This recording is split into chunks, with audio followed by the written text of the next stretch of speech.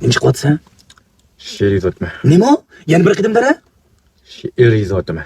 Usag'oq. Akan to'y qilgan chog'da maliklar nasini aplab yozamading bag'atda, gang xodadamni chaqirib olib, sang nim qo'ydi she'r yozish. Men shu Bo'ldi demayli qo'y. She'r yozaman deb qilinmaydigan ishing bilan mashg'ul bo'lguncha, men Xanchogan Najidxonsi bir xil attir puraydiga ashakka huzurlanib taraf qilib chiqsam umamda, bo'riga tashishga o'dak.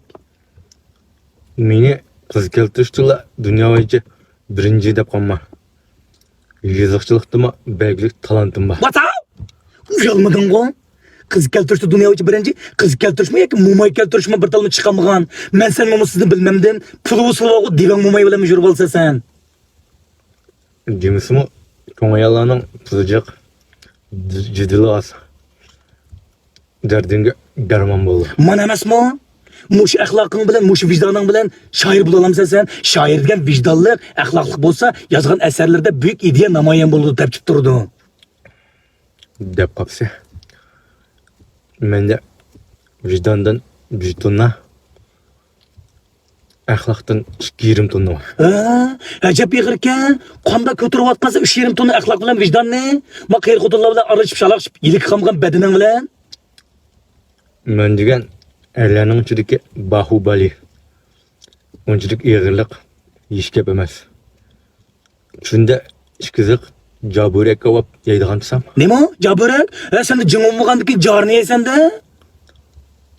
Desam, ishonmayotsa, men yozgan muhabbet she'rlarimni ko'rib boqay. Mana yana bo'lsa. Ey jonon, seni ko'rgili keldim. To'xta. Hissiyatli o'qi. Ey jonon, seni ko'rgili keldim. O't bo'lsang yong'ili, yomg'ir bo'lsang namlangini, muz bo'lsang ushigili keldim. Hech ko'rilmagan bir suyunish bilan ishkingga keldim. Sen faqat kim o degin, kim bo'lishni istasang, shu bo'lishga keldim.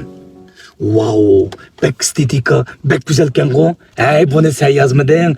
Turqumda otur barımı çıqqan tükü var. Mendek tutsan sen qarmayın.